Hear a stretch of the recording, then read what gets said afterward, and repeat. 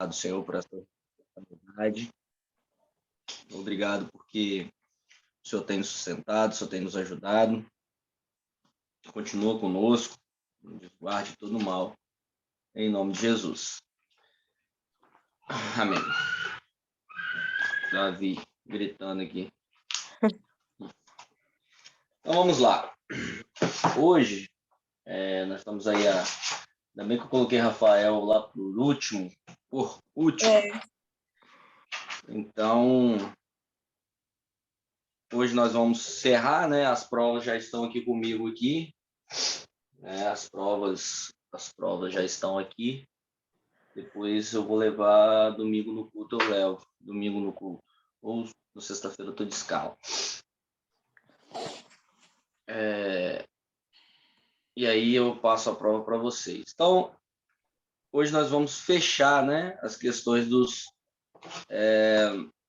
escritos apostólicos e das cartas, né, pastorais, das epístolas gerais, que é hoje que nós vamos estudar, que são as epístolas gerais e universais. Aqui.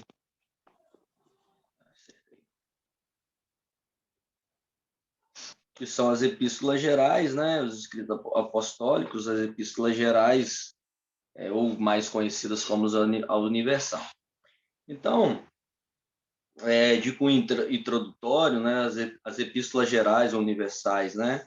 As epístolas gerais ou universais são aquele conjunto de escritos apostólicos dirigido a uma universalidade de destinatários que não se limitava a uma igreja ou uma pessoa específica. Elas abordam temas variados, normalmente provocados por situações vividas pelas igrejas da época, e a sua temática nos interessa a todos, mesmo séculos depois. Então, assim, o que essas epístolas gerais ou universais ela tem para nós, né? São cartas ou conjuntos introdutórios de escritos que eram direcionados a algumas comunidades, algumas igrejas locais, algumas igrejas da época, né? E nós vamos ver aqui que são Tiago, primeiro e segundo Pedro, primeiro e terceiro, segundo e terceiro João e o livro de Judas. Então são cartas pequenas, mas que têm um conteúdo muito significativo. Eu sempre gosto de enfatizar que as cartas, né, são direcionadas às igrejas, claro, mas com o intuito de tentar mostrar para elas o verdadeiro propósito. Porque ninguém, hoje a gente não trabalha mais com isso, né? Antigamente, quando não tinha questões de WhatsApp, e-mails, né, nós tínhamos a questão de cartas. E toda vez que você mandava uma carta para alguém, você especificava como você estava, como estava andando a sua vida, e você dava as diretrizes todinho daquilo que estava acontecendo. Então, basicamente, quando a gente, no caso, né, dos escritos apostólicos, ao mandar as cartas, eles queriam especificar realmente o que estava acontecendo nas igrejas locais, né, ou nas igrejas daquela comunidade. Né? E dentro dessa especificidade, tentar mostrar para ela o que é o verdadeiramente correto. A carta de 1º a 2ª Coríntios são cartas muito aleatórias e muito significativas, porque dentro da carta de 1ª Coríntios, o apóstolo Paulo, além de escrevê-lo e orientar, ele exorta ela. E ele mostra para ela qual é o que está realmente acontecendo dentro daquele contexto. Então, basicamente, uma carta escrita a uma comunidade, ou alguma igreja no primeiro século da era cristã, era simplesmente para orientá-las, né? É por isso que eu sempre bato na questão de que a doutrina da igreja estão todas inseridas nas cartas, nas epístolas, porque ela trata muito da questão de ordem, de conduta e de ética da igreja. Então, assim, as cartas, seja ela apostólica, seja ela universais, seja ela qual for, sempre traz essa perspectiva de doutrinação, né? Ou doutrinamento da igreja. E por muito tempo, e até hoje, nós usamos esses mecanismos de doutrina, né? De doutrinação da igreja. Então, basicamente é isso. Cartas são direcionadas às igrejas para orientá-las, para exortá-las, para vários mecanismos que possam ser empregados. Então, hoje, por si, né, nós vamos estudar Tiago, né, e primeiro e segunda Pedro, primeiro, segundo e terceiro João e Judas. São gerais por serem dirigidas à comunidade cristã como um todo. Então, assim, é dentro da sua totalidade. Então, primeiro aí nós vamos falar sobre a carta de Tiago. Então, aí, Emanuele pode abrir o som e soltar a voz. Amém. Minha voz tá um pouco ruim porque eu tô gripada, né? Isso é E a desculpa de sinusite crente atacou. que não, isso é desculpa de crente que não quer oportunidade. Olha, meu Deus do céu, Deus sabe, hein? Deus sabe. Mas vamos lá. Primeiro, né, Pai do Senhor a todos. Também quem vai nos ouvir depois, né? Paz do Senhor, que Deus abençoe. Vamos lá falar um pouquinho sobre a carta da Epístola de Tiago, né? Tiago, irmão do Senhor, convertido após a ressurreição. Os destinatários eram para as 12 tribos dispersas, né? E interessante essa O dispersas pessoal é o não que. vai ver a face da professora, não? O pessoal não vai ver a face da professora. Oi? Ai, nossa, minha cara tá inchada. Minha cara tá inchada, professor. Que eu tô com sinusite, gente. Me perdoa, pelo amor de Deus. Mas tá muito inchado. Aí, vamos lá. Como eu estava falando, as 12 tribos dispersas, né? Essa palavra dispersas, a gente está até estudando na escola dominical. Essa lição, né, que nós estamos falando sobre a carta do livro, sobre o livro de Ezequiel, na verdade, vai falando um pouco sobre a dispersão, falou um pouco sobre a dispersão do povo de Deus, né? E nesse contexto, a igreja estava dispersa por conta das perseguições, né? Por conta que Jesus já tinha morrido, já tinha ressuscitado, já estava um bom tempo, né? Já tinha subido aos céus. E aí, depois que a igreja primitiva aconteceu o grande avivamento, houve também uma grande perseguição. E aí, então, eles escrevem destinados a essas pessoas, que cada um teve que fugir. Quarta-feira passada, uma das que eu não vi, né? A gente cancelou a aula por causa do meu compromisso, por causa daquilo que aconteceu com o Dodô.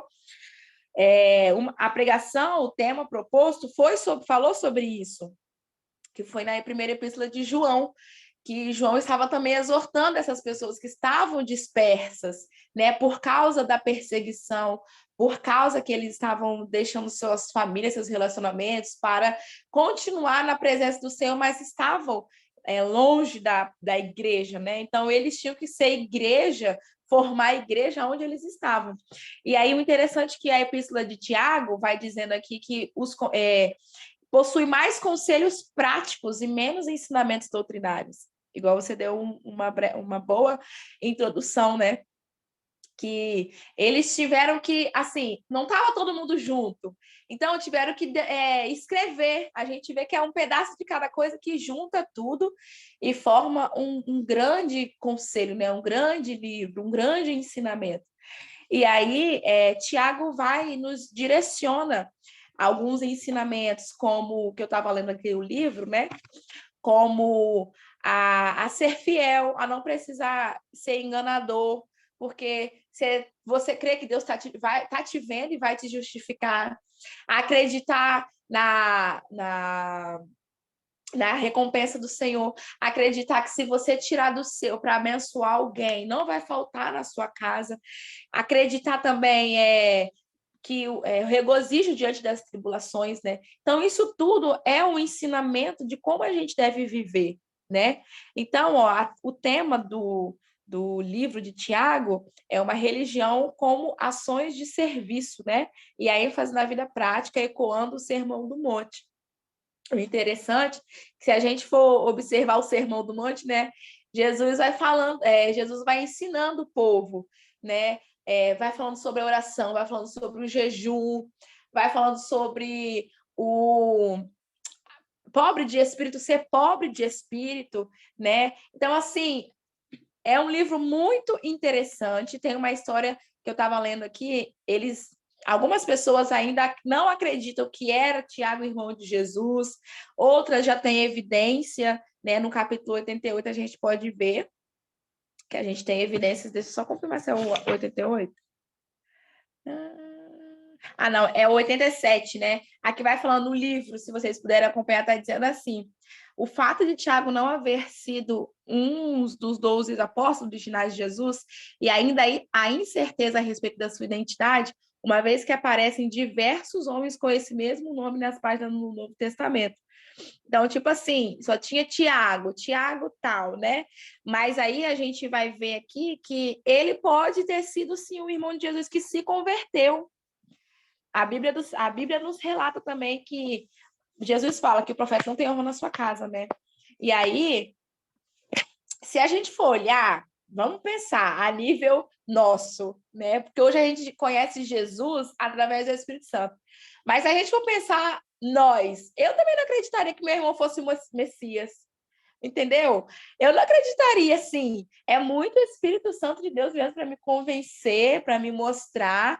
Tanto que ele aqui vai falando que após a morte de Jesus, eles se juntam, né? Ele começa a acreditar. Por quê? Porque realmente ele viu aquilo que ele falou se cumpriu, que ele morreu e ressuscitou. Então, a vida de Tiago, o ensinamento dele para nós é fundamental, né? Vai nos ensinando a necessidade de não caluniarmos uns aos outros, necessidade de não estabelecer nossos planos em nossa própria confiança, sem considerar a vontade de Deus e a possibilidade da morte. Necessidade de paciência para aguardar a volta de Jesus e que Deus irá punir os ricos, aos ricos e perseguidores. Então, assim, é um bom livro, né, que a gente precisa guardar. E aqui é interessante que o comentarista vai falando que é um livro, ó, do início ao fim, a Epístola de Tiago apresenta instruções práticas que podem e devem ser aplicadas em nossas vidas como cristãos. E aí, Tiago é um manual prático da vida cristã e deveria ser relido sempre a fim de que as verdades transmitidas por esse magnífico livro sejam constantemente relembradas. Então, a gente vai vendo aí, né? Que é um livro, não aquele livro que a gente... eu já li, não vou ler, não, vou ler de novo, mas não. Não, é aquele livro que a gente tem que ler, reler, porque diante das nossas dificuldades a gente esquece. Não tem como. São muitas coisas para lembrar, mas graças a Deus que nós temos Tiago, né? O livro do Tiago, tantos outros livros da Bíblia para nos fazer relembrar de quem nós somos filhos, qual é o nosso propósito. E aí, ó, ele vai falando no capítulo 2. Todos são iguais. No capítulo continuando no capítulo 2, a fé e obras, e o interessante, que eu até marquei aqui no livro, que ele vai falando sobre a fé e as obras, né? E eu vou ler um pouquinho aqui, ó.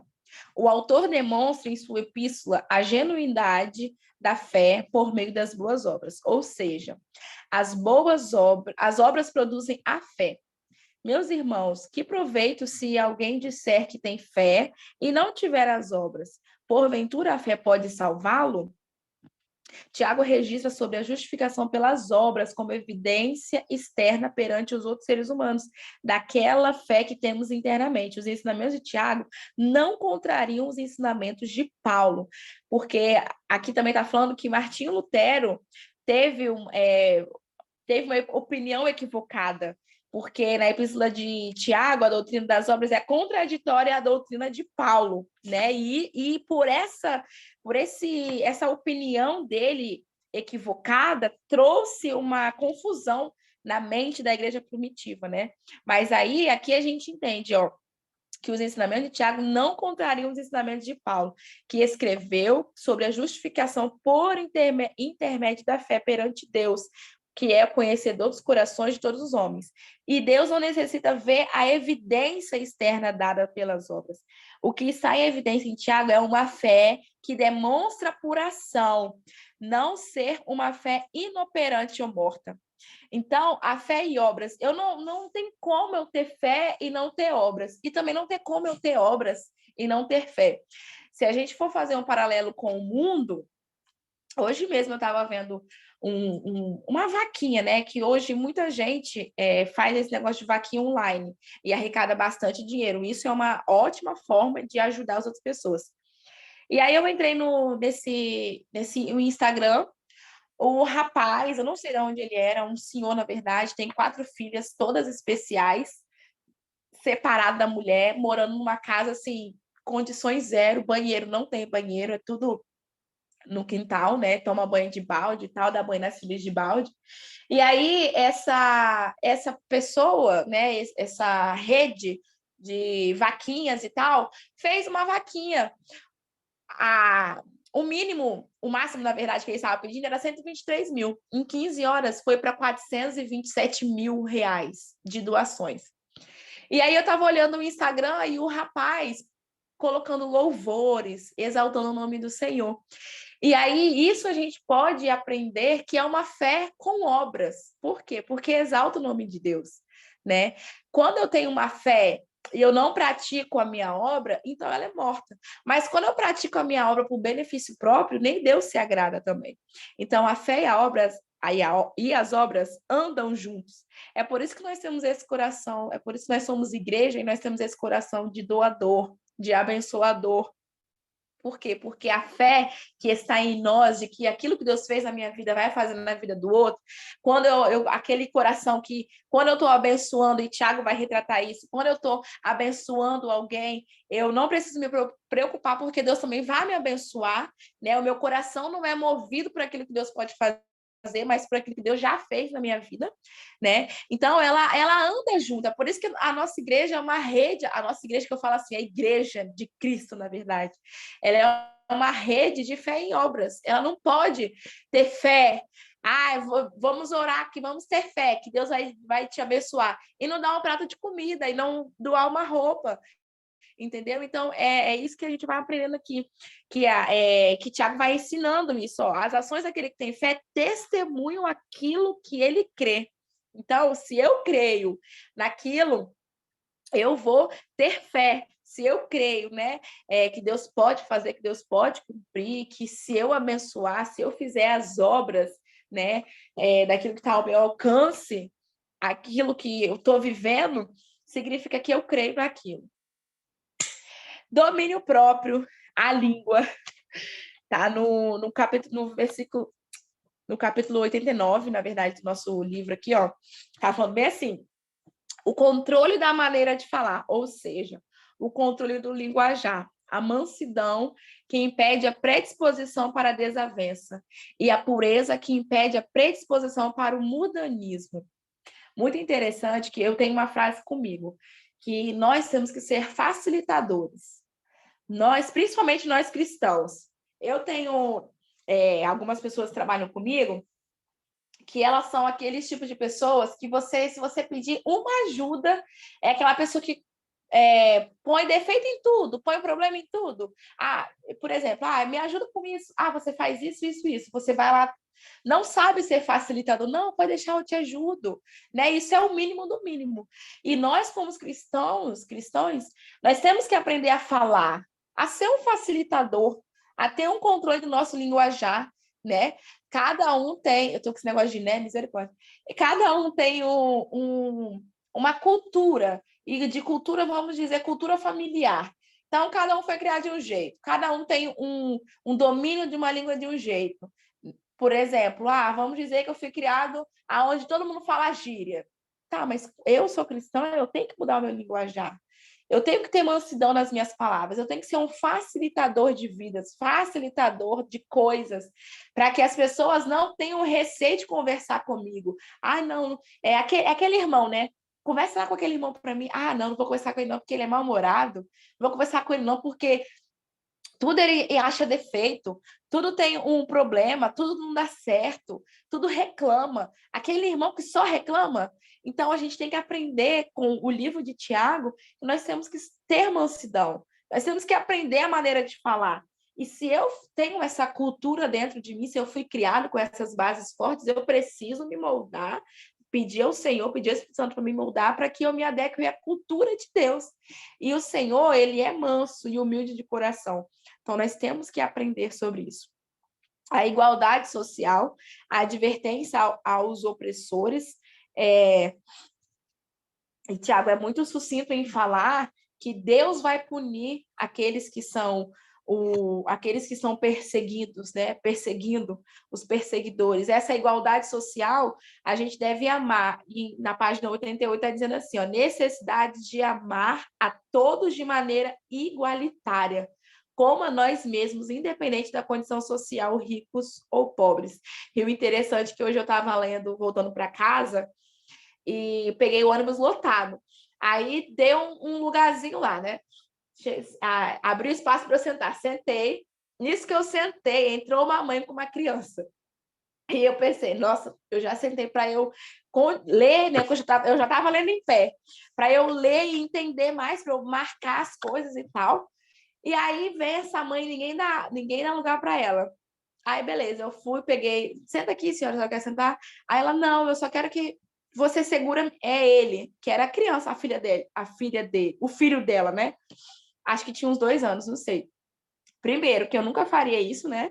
E segundo, que ela é muito corajosa, mas enfim. Aí tá, e ela foi e colocou no meu colo, e eu tava exatamente nessa parte.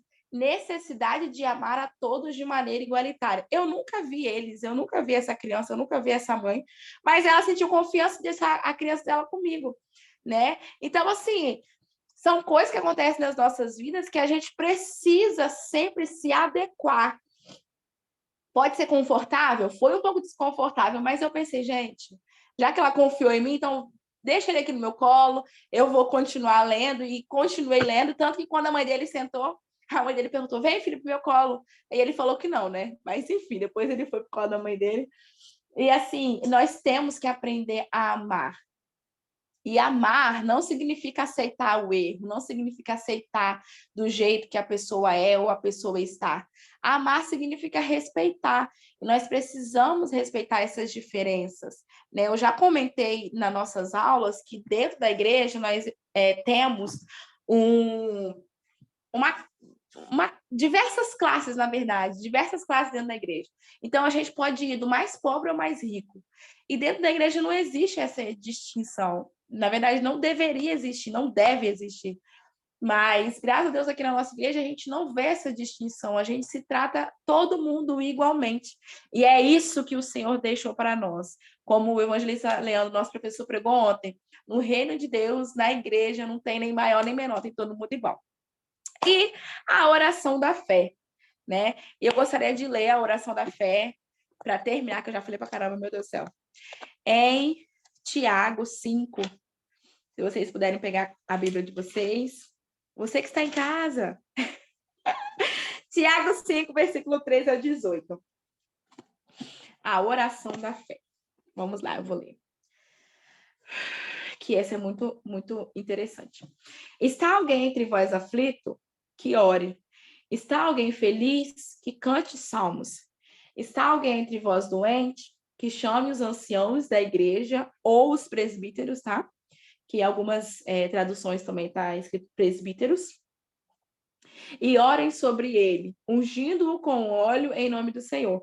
E a oração da fé sarará o doente, e o Senhor o levantará. E se ele houver cometido pecados, ser-lhe-ão perdoados. Confessai as vossas culpas uns aos outros e orai uns pelos outros, para que possais ser curados. A oração eficaz e fervorosa de um homem justo vale muito. Elias era um homem sujeito às mesmas paixões que nós, e ele orou fervorosamente, pedindo que não chovesse. E não choveu sobre a terra por um espaço de 3 anos e 6 meses. E ele orou outra vez, e o céu deu chuva, e a terra produziu o seu fruto. Dá uma pregação imensa, dá uma aula imensa, porque cada versículo, né? A gente pode tirar uma palavra interessante. Mas para eu finalizar aqui, lendo esses versículos, a gente pode entender que é uma conclusão de tudo aquilo que ele explicou para a gente, tudo aquilo que ele deixou para a gente, foi falado na Epístola de Tiago.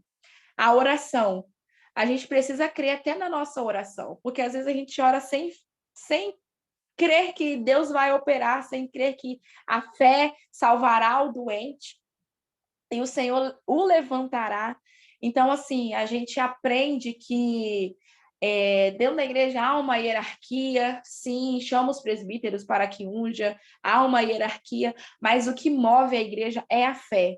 O que move a igreja é orar fervorosamente, igual Elias, mesmo com todo sujeito com as mesmas paixões que nós, ele orou fervorosamente, ou seja, incessantemente, incansavelmente, ele orou. E Deus ouviu sua oração. E como Deus fez com um homem, né, com as mesmas paixões que nós, ele também tem poder para fazer nas nossas vidas.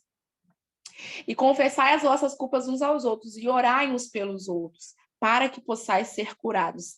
Além de confessar, de conversar e dizer, olha, não está bem para mim, eu preciso de ajuda em oração, eu preciso que me ajudem, eu preciso disso, eu preciso daquilo. E orar uns pelos outros faz com que nós sejamos curados. E às vezes está faltando isso no meio da gente, para a gente ser curado. É por isso que muita gente da própria igreja, anos de crente, você conversa com ele, é o desânimo, conversa com ele, não sabe o que está fazendo na igreja, é depressão, é crise do pânico, crise de ansiedade, é maluquice, entende? Mas maluquice que eu falo de a pessoa mesmo colocar as próprias ideias erradas na cabeça. Isso por quê? Porque falta esse contato, igual você estava falando ontem.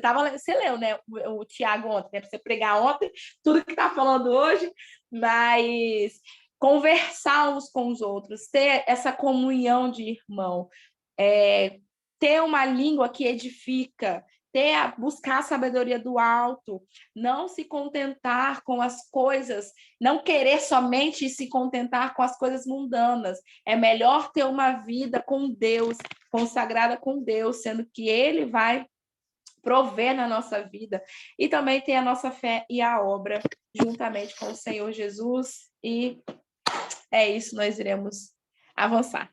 Amém? Amém, amém, amém, amém. Dá um 10 aí, Parabéns, professor, dá um 10 aí. parabéns. 2,5. Tá bom, pelo menos passei. Mas, assim, muito bom, muito bom. A carta de Tiago, ela é muito, assim, é porque às vezes a gente, igual você falou, uma coisa muito interessante, é que às vezes a gente pega esses tipos de cartas, né, e a gente lê simplesmente por ler. Ah, eu já li, Tiago, uma carta pequena. Só que há o problema de ler e o problema de meditar naquilo que você lê. E muitas pessoas hoje, elas não elas leem por ler, né? Eu vou ler o que tem ali, o que tem escrito, e às vezes não conseguem ouvir, né? O que realmente as escrituras estão falando aos nossos corações. E esse é um problema grave. Hoje eu falo de 98% das pessoas que pregam. Elas só meditam no texto quando elas vão pregar. E muito pouco mesmo, tem essa parte de tirar um tempo hábil para estudar e meditar na palavra de Deus. As escolas bíblicas dominicais geralmente também se passa muito rápido, e as pessoas que grande parte delas estão participando da escola bíblica dominical nem menos pegou na revistinha durante a semana para dar uma olhada, para dar uma meditada nos textos que estão ali escritos. E muitas das vezes nem o próprio professor estuda ela, deixa para ler lá na sala de aula. Então, assim, essa constância de meditação que traz a excelência na presença do Senhor. Mas se eu fosse dividir o livro de Tiago, né, até a própria apostila divide aqui, e é uma forma de divisão que eu gosto, seria em duas partes, que são as admoestações práticas, né, que ele fala aqui na página 88, e são as qualidades de sabedoria de um mestre cristão. Nós vamos tentar entender que um mestre cristão é aquele que ensina dentro da igreja, é aquele que dá a direção das pessoas dentro da igreja. Então, ou seja, e aí, só repaginando aquilo que a Emanuele falou, as demonstrações práticas são para as pessoas gerais que estão dentro da igreja, né? Que é ter uma alegria, né? Um regozijo diante das tribulações. E, assim, é muito interessante, porque quando a gente faz essa contrapartida e essa comparação, nós paramos e olhamos o nosso ambiente ao nosso redor e vemos o tão longe que nós estamos de estar glorificando a Deus dentro da igreja, né? Então, ou seja, esse regozijo, essa alegria, esse dinamismo, né, diante das tribulações, onde que ele vai abordar em Tiago, capítulo 1, 2, 3, pedido de sabedoria é confiante na providência de Deus. Então, ou seja, eu peço, mas eu tenho a confiança que Deus vai me suprir. A necessidade de não desejar riquezas materiais, e aí a gente entra numa crítica muito pesada, porque grande parte hoje das igrejas pentecostais e neopentecostais o discurso é só em cima de riqueza, né? Então, ou seja, a Tiago, principalmente Tiago capítulo 1, do versículo 9 ao 11, ele fala que a necessidade de não desejar riqueza, né? Então, ou seja, e isso é muito interessante, porque o que mais nós vemos hoje nas igrejas pentecostais e neopentecostais são essa busca exacerbada da alegria, essa busca exacerbada do prazer, né? Eu tenho que ter, eu tenho que ter, eu tenho que ser, né? E aí que surgem os conflitos, né? Porque eu quero, e essa forma de querer me é conflitante, porque tanto que eu quero, eu até me acho soberano ou maior do que o outro, porque eu quero ser. Então, na igreja não é eu quero ser, na igreja é o que o Senhor quer que eu seja. Então muda, a figura de linguagem muda, é a diferença entre os testes que provêm de Deus e as tentações que procedem das paixões humanas, pois Deus só nos oferece boas dádivas. Tiago, olha só, uma coisa muito interessante, eu gostaria que alguém, se algum de vocês for iniciar a ler as cartas, reparasse muito bem na figura de linguagem que é usada.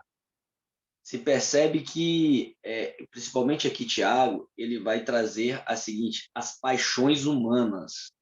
É raríssimo, não estou dizendo aqui que não tenha, mas é grande e raro. Geralmente as cartas vão tratar da carne, dos prazeres humanos, das paixões humanas. E muito raro vai falar do diabo. A briga constante que a igreja tem, não estou dizendo aqui, não estou falando aqui que o diabo não existe. Mas eu estou dizendo aqui que a briga constante que Paulo e os outros escritores das cartas apostólicas é essa guerra incessante contra a carne. É carne contra espírito. É essa luta, essa dicotomia, né, de duas vertentes, muito questão. Porque Paulo entende que a carta é o maior. Que a carne é o maior ponto fraco do ser humano. Então, por isso que nós vamos ver essa briga incessante. Então, a necessidade de amar a todos, isso que Emanuele falou, mas aí também entram as questões para os mestres, né? E aqui pega um pouco pesado, porque aqui ele vai falar das pessoas que ensinam. Controle, né? Na maneira de falar, ou seja, o controle no linguajar, né? Se você pegar uns vídeos interessantes nos YouTube, às vezes eu paro para assistir, eu caio na risada, de alguns pregadores que falam palavrões no púlpito, alguns cantores que saltam algum tipo de palavrões. Então, seja, isso tem que ser controlado, porque o verdadeiro servo de Cristo, mestre, né, aquele que ensina, aquele que está de frente, aquele que está ali como diácono, aquele que está ali como presbítero, aquele que está ali como obreiro, que for, ele tem que ter esse espírito de mansidão, né?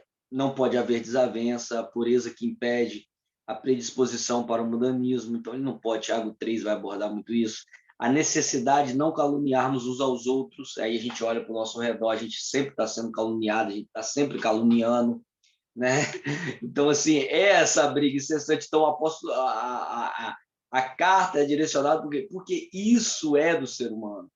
Isso é das paixões humanas. Porque se nós não controlarmos isso, a gente vai falar mal dos outros, a gente vai fofocar. Por quê? Porque isso é do ser humano. Mas o que que a carta ao Tiago ela nos pede para que nós possamos controlar isso? A necessidade de paciência para guardar a volta de Jesus, né? Assim, eu tenho minha controvérsia porque aqui acho que a maioria dos crentes que estão na igreja não estão preparados para a volta de Jesus e nem pensam nisso, né? Às vezes a gente fala isso da boca para fora, mas às vezes na prática a gente nem pensa nisso. A necessidade de adquirir reputação honesta para que ninguém precise reforçar suas palavras por meio de juramentos, necessidade de partilhar com os outros. Então, ou seja, a carta ao Tiago ela vai nos trazer essas nuances muito interessantes. Então, ou seja, não tem como ler a carta de Tiago sem nós não percebermos isso. Né? Porque o que acontece com a maioria dos crentes hoje, da maioria dos cristãos hoje? Eles só pegam os versículos a qual os traz um alívio. Né? Nenhuma ferramenta preparada contra ti prosperará. Nenhuma arma que eu usar que se levantar contra ti em juízo, tu a condenará. Então, assim, o Senhor dará ordem aos seus anjos ao teu respeito, que mal nenhum vai chegará até você. Mas aí a pergunta é, para quem que ele estava falando? Entende? Porque depois lá em Marcos capítulo 4, o diabo vai dizer para Jesus, está escrito lá, que dará ordem aos seus anjos a seu respeito e nenhum mal te acontecerá. Então, para que o diabo está dizendo? Para Jesus. Então, o que o salmista está dizendo? Entende? Então, assim, aí às vezes nós pegamos isso e falamos, não vai chegar mal na sua terra. Às vezes nós prometemos algo que não está na Bíblia e prometemos para as pessoas. Então, aí, porque Deus, eu sempre falo que Deus ele tem responsabilidade com a tua palavra, não com aquilo que eu falo. Então, ou seja, então por isso que a pregação, ela é expositiva, ela tem que ser falada e aplicada aquilo que realmente está escrito. Mas, enfim, para não delongar mais, agora vamos lá a Luciene. Luciene vai falar de 1 Pedro e 2 Pedro. Sinta-se à vontade, abra o áudio, mostre a face, dá glória a Deus. Pai do Senhor, acho que eu vou ficar igual a Manu, sem mostrar a face. Ai, Sem problema. Pai, amém. Pai do Senhor, bom, eu vou falar pouco, tá, irmãos? Mas 1 Pedro tem como público-alvo os judeus da dispersão. A primeira epístola de Pedro ela foi destinada originalmente aos cristãos que estavam sendo perseguidos, e o autor da epístola identifica-se como Pedro. A perseguição aos cristãos é uma temática que está presente em toda essa epístola, indicando assim que foi escrita por volta de 63 depois de Cristo. E antecede ao martírio de Pedro, né, que ocorreu por volta de 64. O segundo tema aí fala da retomada da graça, que não foi de graça, né? E hoje a gente vive esse tempo, né? Das pessoas achando que podemos abusar da graça de Deus. E no versículo 2, vai dizer assim que nós somos eleitos segundo a presciência de Deus, né? Em santificação do Espírito, para a obediência e a aspersão do sangue de Jesus. Então, houve uma eleição por parte de Deus. E essa graça que veio pelo meio do sacrifício de Jesus, que não foi de graça, foi preço de sangue, muitos hoje não têm valorizado. Né? E o próximo tema vai dizer que é sobre a exortação à santidade. O capítulo 1 ele vai falar um pouco sobre isso. Né? A gente inicia o capítulo 1 falando sobre salvação, sobre regeneração, sobre esperança, né? Porque há uma esperança. A igreja vive debaixo de uma esperança de vida eterna. E isso é falado no capítulo 1. né, de uma esperança, né? Nós vivemos debaixo de algo que nós não vemos, mas nós cremos em uma promessa que o Senhor nos fez. Então, é falado isso no capítulo 1. E vai dizer assim, lá no capítulo 1, no verso 9, que no final da nossa fé vai haver a salvação da nossa alma. Então, essa necessidade da santificação, porque lá em Hebreus vai dizer que se nós não nos santificarmos, nós não vamos ver o Senhor. Então, vai haver uma recompensa para essa santificação. E o capítulo 1 remete a isso, e remete à importância da santidade, a importância de nós nos santificarmos, porque Deus, ele é santo. Está lá no versículo 16. Porquanto escrito esteja, sede santos, porque eu sou santo. Se Deus é santo, nós, como igreja de Cristo, precisamos buscar nos santificar. E essa carta foi escrita num tempo, né, onde Roma perseguia os cristãos. Hoje nós vivemos num tempo em que nós vivemos, né, uma perseguição muitas vezes maquiada também, né? Porque nós somos apontados o tempo inteiro, né? Como cristãos, nós somos apontados, somos caluniados, somos muitas vezes, né, movidos até desanimar diante de tanta coisa que a gente vê. E a epístola de 1 Pedro traz um pouco disso, né? Já no capítulo 2, fala dos compromissos sociais e de boas obras, né? Muitas vezes nós estamos mais envolvidos com compromissos, né, do que realmente fazer as obras que Deus tem nos determinado. Capítulo 2, né, fala que nós somos pedra vivas, que nós somos sacerdotes, que também nós somos, né, a geração eleita. O Senhor nos escolheu para a gente fazer as obras, para a gente fazer aquilo que Ele nos chamou a fazer. Então, o capítulo 2 traz um pouco disso, e eu marquei aqui algumas coisas para ler. Eu quero falar um pouquinho.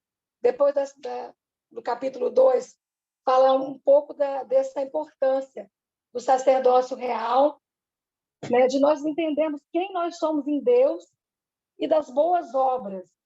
E aí vai dizer lá no versículo 15, porque se assim nós fizermos a vontade de Deus, fazendo o bem, tampeis a boca a ignorância dos homens loucos.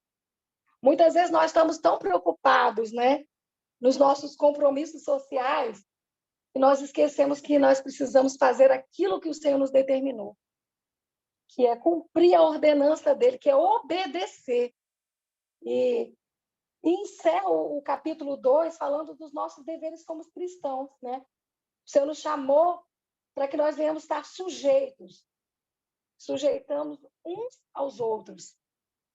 Nós precisamos estar sujeitos e se sujeitar primeiramente ao Senhor, mas também estarmos sujeitos uns aos outros. Muitas vezes nós nos deixamos de lado a importância da hierarquia, nós deixamos de lado a importância de que cada um tem o seu patamar e cada um tem que ser respeitado, né, no seu patamar. E a palavra vai dizer, né, porque para isso foi chamados, pois também Cristo padeceu por nós, deixando-nos exemplos, para que sigais as suas pisaduras. Então, se nós como servos de Deus, a epístola vai dizer, no seu capítulo 2, que nós precisamos ter como exemplo a Cristo. Cristo é o nosso maior exemplo. Então, Cristo veio para servir, e nós precisamos entender que nós viemos aqui para servir uns aos outros, né? Manu falou sobre a importância da fé e das obras, e nós precisamos viver, né, a fé e a boa obra. E o capítulo 3, deixa eu pular aqui o slide, que eu estou acompanhando no computador, não consegui imprimir. O capítulo 3, ele fala do sofrimento, né, por fazer o bem. É melhor sofrer por fazer o bem do que fazer o mal. Está no versículo 3, capítulo 3, verso 17. Né? É muito melhor, né, nós padecermos por amor a Cristo, fazendo o bem, do que nós andarmos, né, praticando as coisas de qualquer maneira, servindo ao Senhor de qualquer maneira, né, vivendo uma vida só de aparência. Muitos vivem uma vida de aparência. Então, muito melhor é nós sofrermos,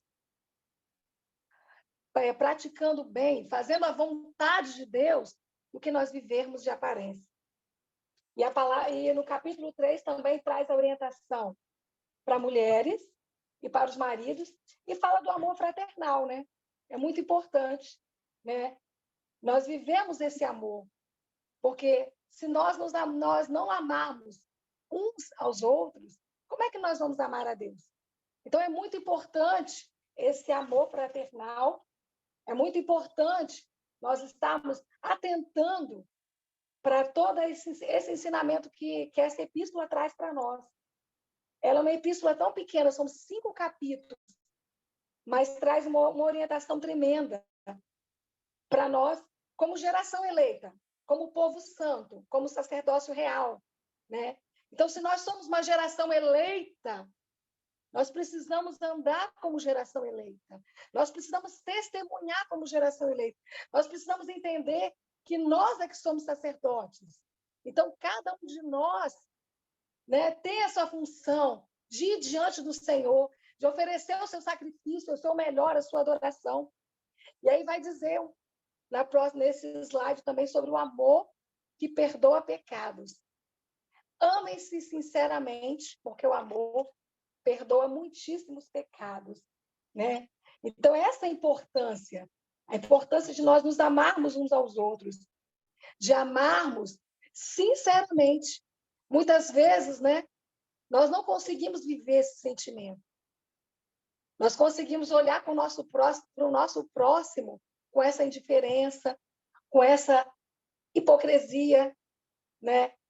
Isso está acontecendo muito em nosso meio, né? Uma disputa, coisas desnecessárias. Mas assim, o capítulo 4 vai dizer assim, olha, versículo 7, já está próximo o fim de todas as coisas. Portanto, sede sóbrios. Como é que nós estamos vivendo? Será que nós estamos vivendo com sobriedade? Será que nós estamos vivendo sendo sóbrios? Será que nós estamos atentando para todas essas coisas? E no capítulo 4 também vai afirmar, pela apostila na página 93, na afirmação que se segue, aquele que sofreu na carne deixou o pecado.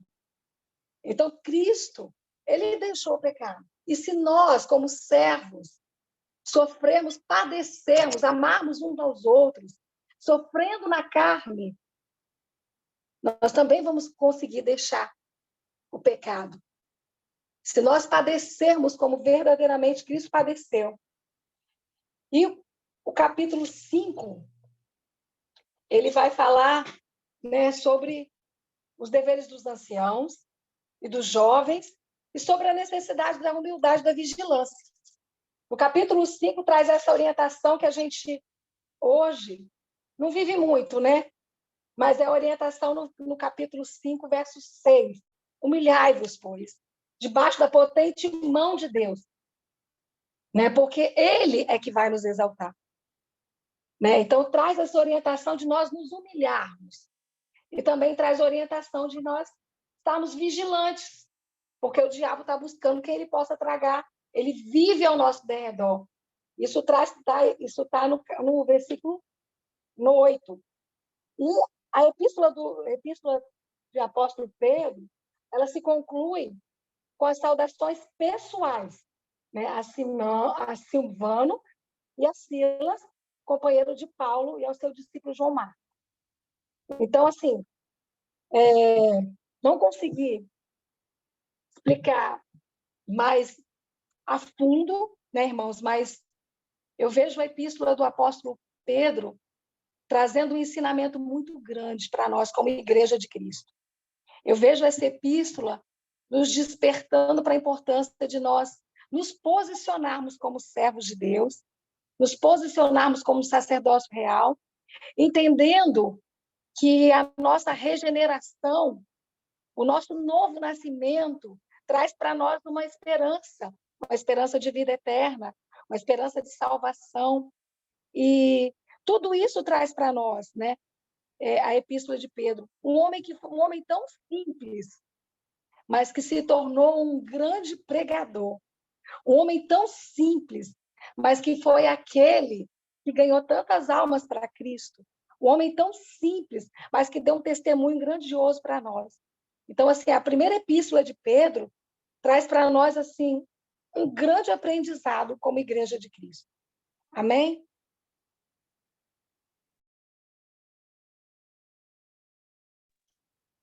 Amém. Parabéns, parabéns, parabéns. Você ficou um pouquinho só 1 Pedro, né? Eu pensei que você teria me colocado no 2 Pedro também, mas também. Amém. Mas se você quiser falar, pode falar. Rafael não chegou? Quer falar, Luciane?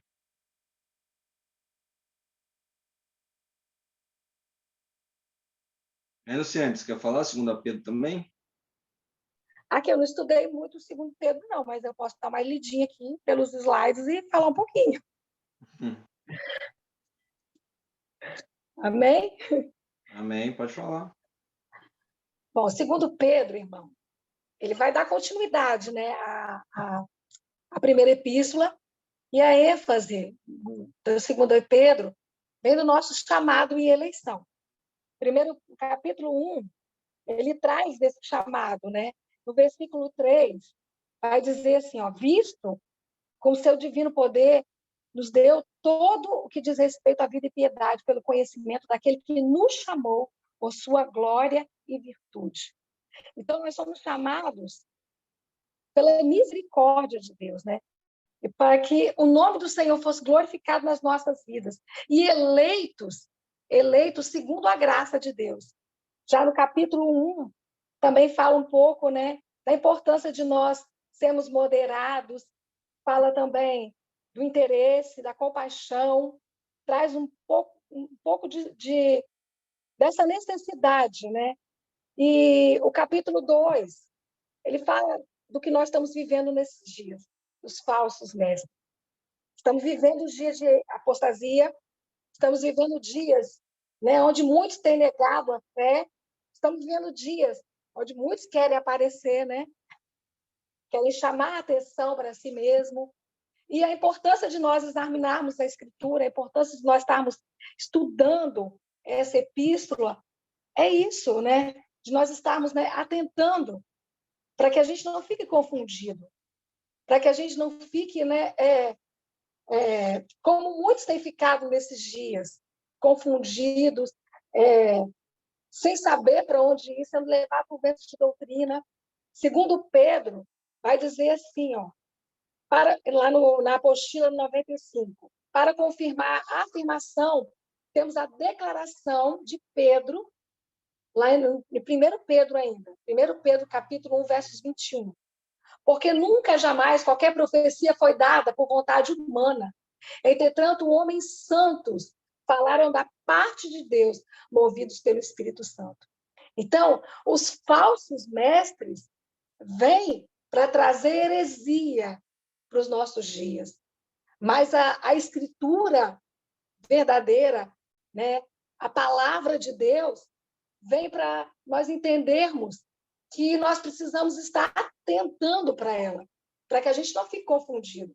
E essa segunda epístola, Pedro encoraja os cristãos a viverem vidas piedosas, sendo prontos para a vinda de Jesus. Então, no capítulo 3, fala das falsas doutrinas dos últimos dias.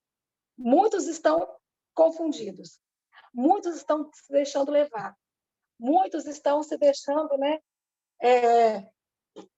se levar por aquilo que estão ouvindo, porque não atentam para aquilo que é importante, né? A leitura da palavra. E o apóstolo Pedro traz isso para nós. Os falsos mestres, capítulo 95, a página 95, vai dizer: os falsos mestres, na mesma posição de maldição que os falsos profetas do Antigo Testamento, padecerão a mesma condenação por meio do juízo divino, sofrido pelos falsos mestres do Antigo Testamento. Então, nós estamos vivendo esse tempo de falsas doutrinas dos últimos dias. Nós estamos vivendo muita apostasia. E eu quero ler um pouquinho mais aqui, ó. Na página 95 da apostila, vai dizer assim, ó, os verdadeiros crentes precisariam relembrar o anúncio do juízo, em ocasião da segunda vinda de Cristo, de acordo com o modelo do dilúvio. Mas a destruição agora não seria através da água, e sim através do fogo. Capítulo 3 da Epístola de Pedro vai falar isso, né? Sobre a vinda do Senhor Jesus. Vai falar que muitos, né, têm duvidado da vinda do Senhor Jesus. Muitos, né, estão reclamando da demora. Isso vai falar que nos últimos dias virão escarnecedores, andando segundo as suas próprias concupiscências e dizendo onde está a promessa da sua vinda. Muitos estão assim, né, duvidando da vinda de Jesus. E muitos cristãos estão vivendo achando que Cristo não vai voltar, né? Porque estão abusando da graça, porque estão vivendo de qualquer maneira. E no capítulo 3, vai falar que o Senhor, capítulo 3, versos 9, o Senhor ele não retarda a sua promessa. Muitos estão dizendo, né, que Jesus não vai voltar. Muitos estão dizendo que Jesus está tardando em vir. Mas, assim, quando a gente atenta para a Escritura, nós temos certeza que tudo está da forma que o Senhor quer. Porque vai dizer assim, o Senhor não retarda a sua promessa, ainda que alguns a tenham por tardia. Mas ele é longânimo. Então, assim, o Senhor é tão bondoso, o Senhor é tão misericordioso para conosco, que ele não quer que nós venhamos nos perder. Mas ele está nos dando a oportunidade de arrependimento. Então, assim, quando nós atentamos para a palavra, nós entendemos o grande amor de Deus, né, por nós, né, irmãos? Coisa linda o amor de Deus por nós. E a epístola encerra, irmão. A epístola, ela encerra falando da destruição vindoura e do julgamento.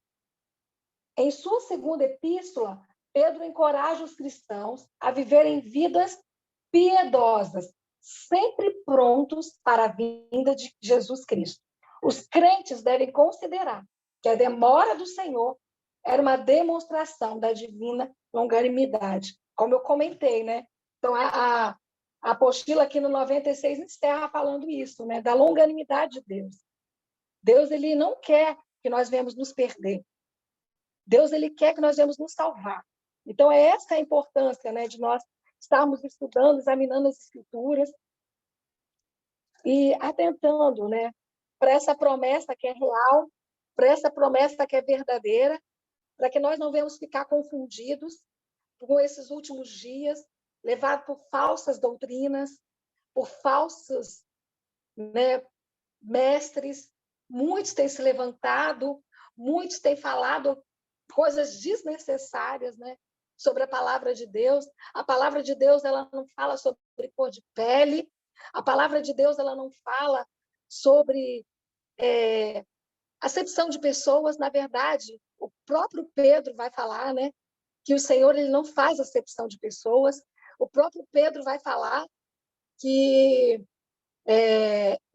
vale muito mais nós obedecermos a Deus do que aos homens, e muitos estão sendo levados, né, a obedecer aos homens, né, a cumprir rituais desnecessários, né, rituais que não vão levar a nada, a não ser a uma perdição eterna, a não ser a um juízo que vem da parte de Deus para esses falsos profetas. Então, que nós, como igreja, nós possamos ser fiéis até o fim, né? Porque o verso 14 vai dizer assim: pelo que, irmãos, aguardando estas coisas, procurai que dele sejais achados imaculados e irrepreensíveis. Que nós possamos, né, até o grande dia da volta de Jesus, sermos imaculados, né? E sermos irrepreensíveis. Então, que nós não venhamos ter manchas, que nós não venhamos ser achados, né, dignos de sermos repreendidos, mas que possamos buscar a santidade, né? Então, é um pouco do que a segunda epístola de Pedro vai nos retratar, que possamos ser vigilantes até a vinda do nosso Senhor Jesus Cristo. Amém, irmãos? Espero que eu tenha ajudado um pouquinho o nosso professor. Amém. Glória.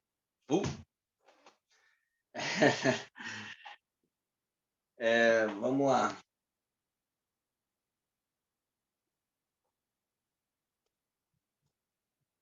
Estão me ouvindo? Então, né? Sim. Sim. Vamos lá, bem rápido. Parabéns, Luciane, aí pela explanação aí dos slides. Mas vamos entender um pouquinho sobre algumas coisinhas aqui. Primeiro, em 1 Pedro, né? 1 Pedro tem algo especial porque o público-alvo, né, que você leu aí, da carta de 1 Pedro, são os judeus da dispersão, mais conhecido como diaspora, né? Que são aqueles judeus que foram tirados da sua terra, né? Que foram, a grosso modo, chutados da sua pátria. Então, você imagine só, né? Você direcionar uma carta para pessoas que perderam tudo, né? É como se você fosse pregar para alguém, igual nós estamos num tempo chuvoso desse aí, e a chuva leva a casa, leva os móveis de uma pessoa, e você vai chegar para essa pessoa e falar assim: Jesus que quis assim, Jesus te ama, Jesus vai te dar força. A pessoa vai te dar uma acabada de vassoura na cabeça. Então, aí dá a entender essa dificuldade que é. Mas eu gostaria que vocês se atentassem um pouquinho para aquilo que eu venho falando. Aonde o escritor, né, principalmente Tiago, 1 Pedro, o escritor ele aborda as questões da carne, né? E a carta de 1 Pedro, na apostila de vocês está também escrito, o quanto ele aborda essa questão, que é muito importante para a igreja, é muito importante para a questão da igreja. Você pode perceber que 1 Pedro 3:21, e agora vos salva o batismo não do despojamento da imundície da carne, então, ou seja, das paixões carnais. Então, ou seja, aí no capítulo 3, no capítulo 4:1, aquele que sofreu na carne deixou o pecado. Então, assim, eu não quero entrar no demérito do texto, mas eu quero entrar no demérito da palavra carne, né? E sempre o escritor, essas cartas universais, ele vai abordar essa questão da carne. E quando se fala, e talvez a gente pode fazer uma comparação ou em contrapartida alguns conceitos muito interessantes para nós trazermos no nosso cotidiano, sobre a questão da carne, em grosso modo, as paixões desprovidas do ambiente humano, do desejo humano. Então, e sempre o escritor ele vai abordar esse tipo de conceito, né? O capítulo 5 de 1 Pedro, ao qual a Luciane leu, que fala: sede sensatos e vigilantes, o diabo, vosso inimigo, anda ao redor como um leão, rugindo e procurando a quem devorar. Texto muito conhecido, né? Um texto que a gente gosta muito de recitá-lo, mas é um texto que fala de muita coisa. Por quê? Porque quando ele fala que sede sensatos e vigilantes, é porque automaticamente essa igreja não está sendo vigilante, porque o diabo, vosso inimigo, anda ao seu redor, né? Na verdade, a tradução original é o derredor, né? Rugindo como um leão, buscando a quem tragar. Então, se esse vacilar na carne e eu não tomar cuidado nesse vacilar da carne, o adversário ele pode me tragar e pode me tirar da presença do Senhor.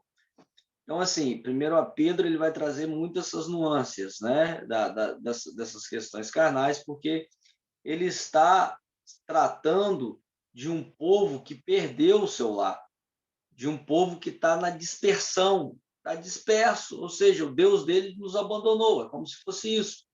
né? E já que ele me tirou, que eu perdi a minha terra, para mim não serve mais de nada, né? Entra nos conceitos de depressão. Mas, em suma, é isso. Segundo a Pedro, ele vai trazer uma abordagem muito interessante, porque logo no início de Segunda Pedro, se eu não me falha a memória, você fala dos falsos mestres, né, ou dos mestres heréticos. O que seria isso? Os mestres que implantam heresias dentro da igreja. E aqui há um alerta muito interessante para nós, porque esse é um grande problema hoje nas comunidades religiosas, que é pessoas que não têm a mínima capacidade e humildade, não sei se por querer fazer ou não, mas começam a distribuir heresias, contos na igreja, né? E isso é prejudicial para o crescimento do corpo de Cristo. Essa semana, se não me falha a memória, nós viralizou aí, público, mostra de todos, de um grande pastor chamado, vou nem citar o nome, mas você já sabe, falando sobre algo mais que a neve, né? E criticou essa letra, pediu uma reformulação porque é uma letra preconceituosa. Mas aí é uma falta, um pouco ignorante e uma falta de interpretação, né? Porque não se fala de preconceito, mas sim se fala de purificação e santidade. E qualquer pessoa em sã juízo vai perceber que a neve ela é branca, não existe neve preta, entende? Então, assim, não sei se... Porque hoje nós vivemos no mundo dos likes, né?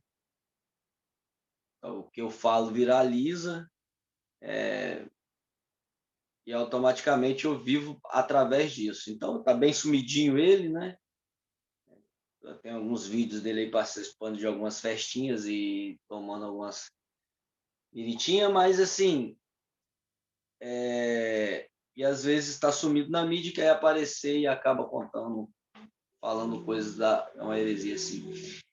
Mas o que me chama mais atenção desse tipo de pessoa é porque quem promoveu ela foi a igreja, não foi ela. E foi o corpo de Cristo que o promoveu, e a culpa totalmente é do corpo de Cristo, ou da igreja, não do corpo de Cristo, mas da igreja, que ainda continua produzindo esse tipo de pessoas, né? E continua dando voz para esse tipo de pessoa, onde que a igreja tinha que se reservar. Mas, em suma, segunda Pedro, ele vai abordar essas questões mais heréticas dos mestres. O Luciano citou algumas coisinhas aqui muito interessantes, tipo alguns textos, né, de 1 Pedro 1,16, que ele fala: porque não vos fizemos saber da virtude da vinda de nosso Senhor Jesus Cristo, seguindo fábulas artificialmente compostas, e é isso que a igreja vem reproduzindo. Por que hoje não se fala tanto, e às vezes nós vemos pessoas tanto argumentando sobre as questões de por que não se fala tanto mais da vinda de Jesus Cristo? Porque isso não dá like, né? Isso não promove o ser humano, não promove o ser, né? Porque hoje, desculpe talvez a minha forma de falar, porque hoje púlpito virou palanque de apresentação de um comediante, de um palhaço, talvez, para ficar lá na frente. Porque a pessoa ela não quer mostrar o corpo de Cristo, mas quer apresentar a si mesmo para que a igreja possa, né? A gente não está preocupado, às vezes as pessoas não estão preocupadas. Uma vez eu fui convidado para pregar numa vigília, e às vezes eu já falei que vou parar de aceitar esse tipo de convite, porque eu sempre dou azar em vigília. Geralmente eu sou o último, eu sou o primeiro a chegar na vigília e sou o último a pregar. E isso vai dando 3 horas da manhã e vai dando sono, cansaço, mas geralmente eles me deixam por último, e dentro desse área 4 ou 3 pregadores, não me falha a memória, só sei que no meio desses 4 pregadores, não sei se o terceiro ou o segundo, ele tinha uma grife, um staff com ele, né? E na hora que ele subiu no púlpito, aí já veio uma pessoa, instalou um pedestal, ligou uma luz, aí já veio uma pessoa com a câmera fotográfica daquelas de casamento, e paf para lá, e eu falei, gente, que miséria é essa? E pregou de Gênesis Apocalipse, imitou Marcos Feliciano, imitou Elcio de Assis, Silas Malafaia, e a igreja com sono. E aí eu lembro disso até hoje, porque quando foi pregar um outro depois dele, eu era o último, quando foi pregar um outro rapazinho no lugar dele, o rapazinho leu um texto e pregou uma palavra maravilhosamente bem, e o Espírito Santo se manifestou naquele lugar de maneira sobrenatural, e foi maravilhoso. Então, esse tipo de promoção não é viável para a Igreja de Cristo, porque o que tem que aparecer é Jesus Cristo de Nazaré. Claro que nós temos os nossos mecanismos de evangelização, e é bem diferente disso que eu estou falando. Então, em suma, é isso, em 1 e 2 Pedro, e agora nós vamos entrar em 1 João. Rafael chegou, mano? Ainda não. Saiu agora da casa do cliente. Foi arrebatado esse homem, gente? Será que foi arrebatado? Não, ele tá na casa do cliente, saiu agora. Ah, então vamos lá, eu só vou passar superficialmente, o Dodô também não vai poder participar. Ele me mandou uma mensagem, falou que está resolvendo algumas questões lá. Então, 1 João, né?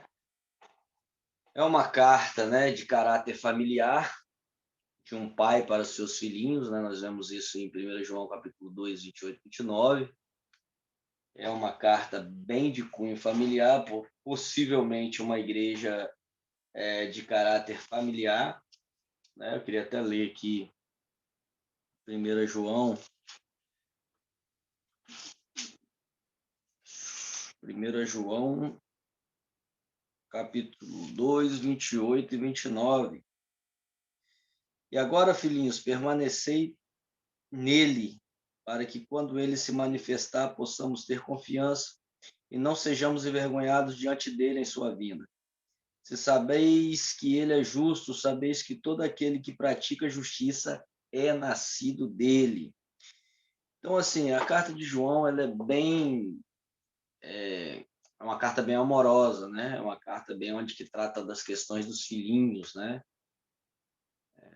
Não é uma carta exortativa, tipo Paulo, mas é uma carta bem que trata das questões mais amorosas, trata de forma de tratamento, né? Então, por isso que ela é considerada um pouco uma carta familiar, porque se trata de questões e o linguajar é um pouco familiar, pai, filhinhos e assim sucessivamente. João não nos faz sentir em casa pela comunhão, né? João ele tem essa perspectiva, né? No capítulo de 1 a 4, aí, capítulo 1, verso 1 a 4, o que desde o princípio o que ouvimos, o que vimos com os nossos olhos, o que temos contemplado e as nossas mãos apalparam da palavra da vida. Porque a vida foi manifesta e nós a vimos e fomos testemunhas. E vos anunciemos a vida eterna que está com o Pai e foi manifesta a nós. O que vimos e ouvimos o declaramos para que também possais ter comunhão conosco. E verdadeiramente a nossa comunhão é com o Pai e com seu Filho Jesus Cristo. Essas coisas vos escrevemos para que a vossa alegria possa ser completa. Ou seja, é uma carta que nos convida à comunhão, né? A comunhão com o Pai, a comunhão com o Filho, a comunhão com os irmãos, né? A comunhão é algo muito importante, né? A igreja ela tem que entender que essa comunhão é algo que nos aproxima de Deus, porque se eu tenho comunhão com meu irmão, automaticamente eu tenho comunhão com Cristo, né? E às vezes nós ficamos superficialmente naquela comunhão de Santa Ceia, né? Ah, vamos ter comunhão, que não seja, tá? Mas às vezes fica muito supérfluo. Ah, eu estou em comunhão com meus irmãos. Por quê? Porque eu tomei ceia. Uai, peraí. Então, ou seja, então se eu tomar ceia, quer dizer que eu estou em comunhão. Então, ou seja, eu posso tomar ceia, criticar o meu irmão, falar mal dele, xingar ele, mandar ele plantar batata, mas se eu tomei ceia, eu estou em comunhão com meus irmãos? Peraí. Acho que a comunhão, ela é algo muito mais de aproximação. Comunhão é algo que eu posso compartilhar, ou seja, comungar, né? Esse é um termo católico, né? Comungar. Mas a comunhão é onde eu posso me relacionar com a indiferença, né? Não é porque eu não tenho um afeto com tal pessoa, porque eu não posso estar em comunhão com ela. Comunhar é eu entender a diferença, é eu entender que essa pessoa pensa diferente de mim, mas mesmo assim nós estamos num ambiente onde essa comunhão é exercida. Então, ou seja, João ele vai tratar dessa comunhão, vai enfatizar essa comunhão, porque comunhão com o Pai. Quer ver? O texto fala o seguinte no versículo seguinte: essas coisas vos escrevo para que a vossa alegria possa ser completa. Então, ou seja, sem essa comunhão, a comungare, né, no latim, eu não, a minha alegria não é completa, né? Se eu não estou bem com meus irmãos, se eu não estou bem na minha sociedade, se eu não estou bem dentro da minha casa, dentro do meu ambiente particular, eu não sou alegre. É igual você ver um relacionamento entre conjugal, né? Se dentro daquele ambiente não está uma briga, e se instaura uma briga, uma discussão, ali instaura o caos. Então, não estourando o caos, a comunhão não é exercida nesse ambiente. Se a comunhão não é exercida nesse ambiente, fica um ambiente chato. É igual um ambiente de trabalho, né? A qual você talvez não tenha uma afinidade com tal pessoa e às vezes acaba discutindo com essa tal pessoa e depois dessa discussão o ambiente não fica tão amistoso assim, e ali você perde essa comunhão. E, e, e, e 1 João, ele nos convida a essa comunhão. Mas também há uma comunhão, e para ter essa comunhão, a comunhão no ambiente cristão, há necessidade dessa ruptura com o mundo. Ou seja, se eu estou em comunhão com o Pai, automaticamente com o Filho, automaticamente com meus irmãos, essa ruptura com o mundo ela tem que ser tirada. Aí às vezes a gente não traduz, mas às vezes a gente interpreta essa questão de maneira um pouco equivocada, porque às vezes nós produzimos isso, que essa ruptura do mundo é eu me afastar das pessoas.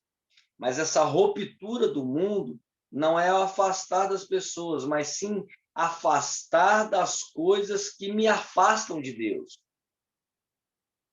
É claro que se uma pessoa a qual é do meu convívio faz coisas que não glorificam o Senhor, e ela tenta trazer essas coisas que não glorificam o Senhor para dentro do meu ambiente, há, tem que haver uma possibilidade de ruptura nesses casos. Mas, às vezes, a ruptura do mundo, outras vezes, não é questão de se romper com o ser, mas se romper com o que está inserido no mundo. Vamos ler lá, para a gente poder entender um pouco sobre isso, né? Que está lá em 1 João, capítulo 2, versos 15 ao 17. Não ameis o mundo e nem as coisas que estão no mundo. Olha que coisa interessante. As coisas que estão no mundo. Cachaça, não vou beber, porque é coisa do mundo. Bebida alcoólica, cigarro, me prejudica, são as coisas do mundo. Então é isso que a carta está dizendo. Então, ou seja, não ameis o mundo nem as coisas que estão no mundo. Se algum homem ama o mundo, o amor do Pai não está nele. Aqui ele é bem rude e bem exortativo, porque tudo que está no mundo é concupiscência da carne. Olha a palavra carne. Tá diabo, tá o capiroto, o bicho de 7 pernas, cambulhão, não, carne, sentimento, prazer, a concupiscência dos olhos e o orgulho da vida não é do Pai, mas do mundo. Olha só o que ele está dizendo do mundo: orgulho. Concupiscência dos olhos, né? O judeu é muito interessante que o coração dos judeus é os olhos, porque para ele entende que tudo que aquilo que os olhos vê automaticamente vai para o coração, indo para o coração produzem sentimentos que podem ser pecaminosos. E o mundo passa e a sua concupiscência, mas aquele que faz a vontade de Deus permanece para sempre. Então, assim, e é isso que hoje, às vezes, os cristãos de hoje, né, os cristãos Nutelas de hoje não entendem, né? Porque a palavra de ordem é: venha para Cristo do jeito que você é, porque Jesus te ama do jeito que você é. Ama do jeito que a gente é. Jesus morreu na cruz pelo jeito que a gente é, mas quando nós vamos para Cristo, há uma necessidade que essa ruptura do mundo seja desfeita, seja feita, né? Tem que se romper esse paradigma mundano da nossa vida. Porque o que adianta eu vir para Cristo e não tiver uma mudança de vida, uma mudança de alma, uma mudança de sentimento, uma mudança de comportamento? Então, isso tem que ser feito. Vamos lá, para a gente adiantar um pouquinho? Pode passar o próximo slide aí. Que fala do amor fraternal, né? O capítulo 3, 13, né? Ele fala: quem ama permanece, quem não ama permanece na morte. Então aqui ele vai cobrar esse amor fraternal, né? Esse amor de sentimento, porque aquele que não ama permanece na morte. Então se eu não amo, eu vou continuar permanecendo na morte. Fala do amor de Deus, né? E o amor de Deus e a Deus, né? Que são esse capítulo 7, 21, ou 19, e é um só, né? Então, ou seja, eu tenho que eu tenho que ter o amor de Deus e tenho que amar a Deus. Então, são coisas muito interessantes. Segundo a João, né? Destinatário, segundo a João aí, vamos dar um pulinho para adiantar. Segundo a João, ele traz da senhora eleita e aos seus filhos, né? Então sempre vai chamar João, sempre vai ter esse cunho familiar. E aqui ele traz um tema muito interessante, que é esse andar em amor, né? É sempre essa constância de que o cristão ele tem que estar com essa perspectiva de andar em amor, né? E assim, às vezes, isso é muito interessante, porque às vezes nós nos deparamos com essas problemáticas, né?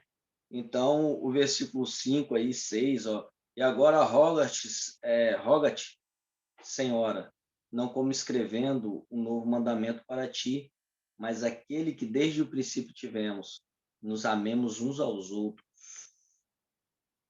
E este é o amor, que andemos segundo os seus mandamentos.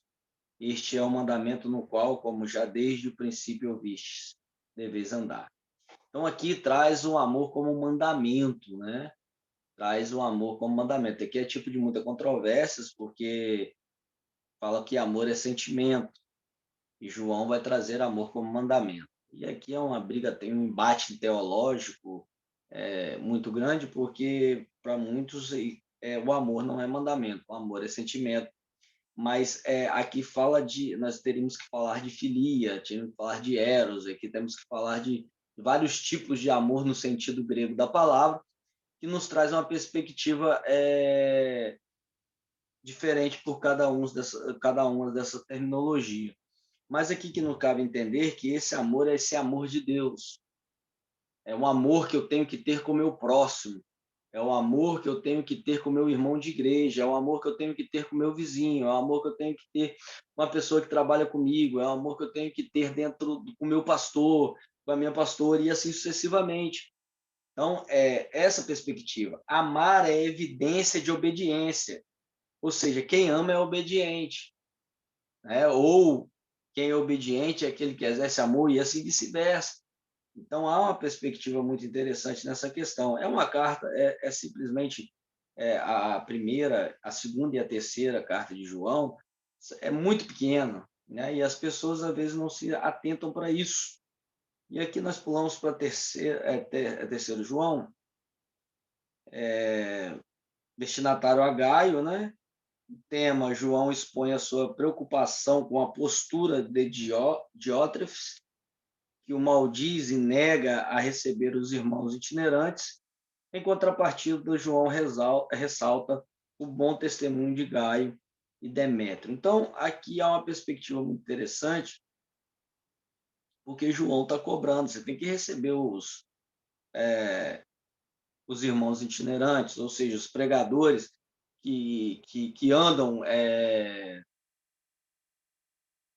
expandindo o evangelho do Senhor, né? Nessa perspectiva, né? de recepção. Então, ele exorta, na carta de 3 João a Gaio, ele faz uma exortação a pedido para que eles pudessem ser recebidos, né? Versículo 9 fala um pouquinho sobre isso, de 3 João. Escrevi à igreja, mas Diótrefes, que ama ter preeminência entre eles, não nos recebe. Olha só, por isso, se eu for lembrar-me-ei dos feitos que ele realiza, proferindo contra nós palavras malaciosas, e não contente com isso, não recebe os irmãos e impede o que os querem recebê-los, e os expulsa da igreja. Amado, não sigas o que é mal, mas o que é bom. Aquele que faz bem é Deus, mas aquele que faz mal não viu Deus. Demétrio, porém, tem bom testemunho da parte de todos os homens e da parte da própria verdade. Sim, e também nós testemunhamos, e vós sabeis que o nosso testemunho é verdadeiro. Olha só que coisa interessante. E aqui eu quero abrir um parêntese, aqui eu já encerro. O que acontece com o Diótrefes? Ele botava o pessoal para fora da igreja. E aqui eu queria fazer um paralelo muito interessante para nós, para que nós possamos pensar. E aqui eu queria fazer uma pergunta para vocês da seguinte perspectiva: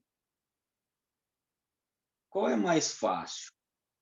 A resolução do problema, que vai dar muito trabalho, que vai demandar meu tempo, ou eu botar para fora? Resolvo o problema, sano o problema, mas joguei alguém para fora. Dentro dessa perspectiva, eu queria saber de vocês aí, Emanuele e Luciene, o que mais rege nas nossas igrejas hoje? Não falo da nossa igreja, mas sim de uma igreja de maneira total, né? Porque nós bem sabemos, e então acho que a Emanuele não já participou de outro ministério, e Luciene também creio que participou de outro ministério, e eu queria saber, que vocês pudessem compartilhar conosco aqui para a gente terminar, como que isso é tratado, o que é mais fácil? Eu demandar o meu tempo para que eu possa. Ainda tem, hein, Leandro? Oi, Ainda tem depois a Epístola de Judas. de Judas não veio no slide, não. Não veio, não? Veio, não. Ah, Só que Judas é um capítulo à parte, pelo menos para mim, né? Judas é um. Se vocês quiserem, depois eu até passo aqui alguma coisa sobre, mas assim, Judas para mim é uma epístola que tem que ser estudada à parte com bastante carinho, porque ela traz algumas perspectivas que, na verdade, Judas não ia entrar nem no cano, né? Por causa de algumas variáveis que ela tem que, em contrapartida, bate de forma não tão concernente com a igreja, e não queriam nem deixar ela entrar no cano sagrado. Mas, assim, só para me voltar aqui, e se tratando de Diótrefes, né, que ele botava os crentes para fora e ia querendo trazer isso dentro de uma perspectiva nossa, e a carta de 3 João, ele faz uma repreensão a essas atitudes que ele estava tomando, né? E aqui eu quero, só para enfatizar, contar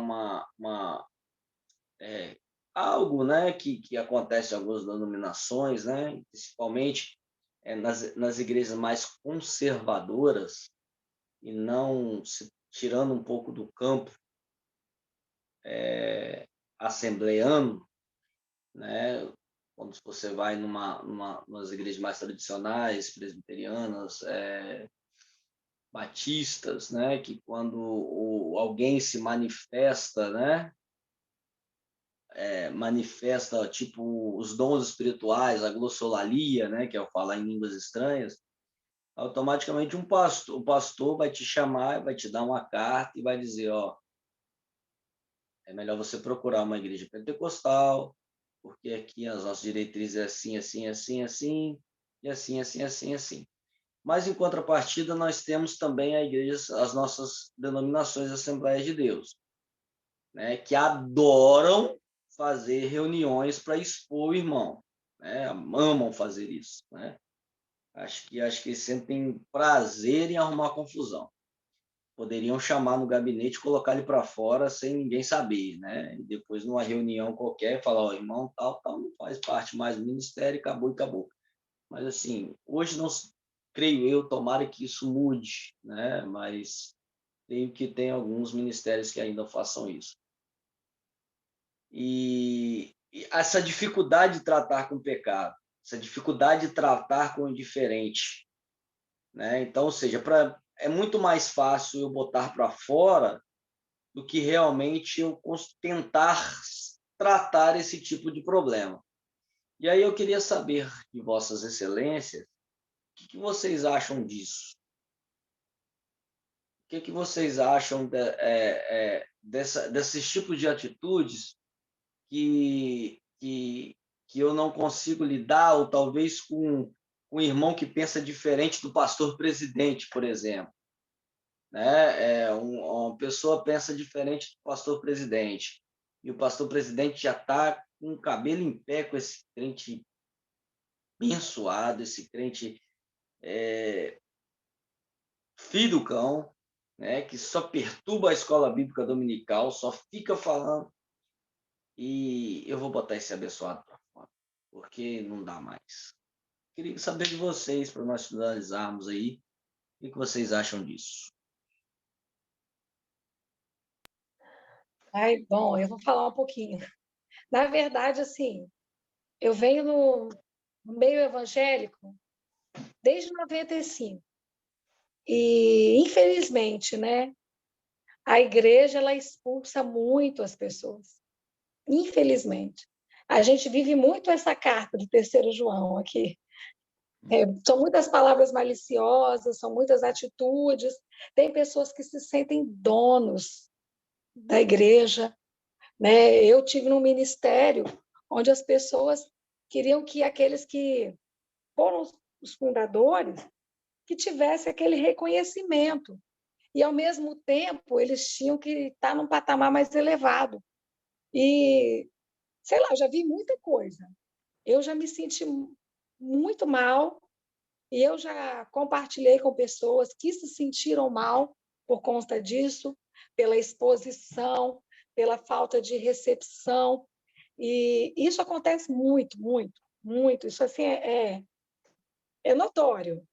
Então, assim, desde 95, vi muita coisa. Eu vim da Maranata, mas eu já participei de Igreja Batista quando criança. Mas a Maranata, assim, vi muita coisa dentro da Maranata, vi muito dessa separação, mas quando eu vim para o meio pentecostal, assembleano, eu tomei um choque, porque é muito maior do que dentro da Maranata. Muito maior. Zé Teté de Jeová é difícil. É muito, muito maior. Né? Essa questão dessa separação, essa questão de que você só tem o Espírito Santo se você pular no poder. E não é assim, né? A própria palavra vai dizer que quando a gente aceita o Senhor Jesus, o Espírito Santo ele já faz presente quando a gente dá lugar. Então, muitas vezes, tem essa discriminação também. Você não prega muito porque você não fala em línguas. Isso acontece muito. Sim. Apesar do Espírito Santo de Deus te usar, você sente, muitos são abençoados, mas tem aquela rejeição. Você é rejeitado. E muitas vezes a pessoa fica fora mesmo. sai para Você não fora, está é no fio, né, irmão? expulso, Você não está é no fio, né? excluído. Isso acontece muito, isso é notório, tá? E a Você gente não está olha no, assim, você não, você falou da, você não você tá no falou mesmo fio, né? Você não está no mesmo, você não está mesmo, você não está igual. isso assim, isso entristece muito. E é como se a gente lê essa epístola, parece que é como se a gente estivesse vendo a gente está vendo nossos dias atuais, né? Sim. E nos lança fora da igreja. Quantos hoje estão fora por conta da nossa atitude como igreja, entre aspas, né? Nossa atitude como igreja. Quantos estão fora por E assim, atitudes hoje errôneas? você não precisa, hoje tem um mecanismo muito interessante, que hoje você não precisa do pastor te botar fora da igreja, hoje é só ele te colocar de lado. É a mesma coisa. É verdade. É só você ser desprezado, rejeitado. Muitos são tão rejeitados, muitos estão mortos dentro da igreja. Muitos Sim. estão morrendo dentro da igreja. Muitos estão precisando de apoio dentro da igreja. Nunca foi assim. Então, o Granja Manu falou sobre isso, né? A questão da depressão, tem muita gente com depressão dentro da igreja, tem muita gente precisando ser tratado dentro da igreja, e não acontece esse tratamento dentro da igreja.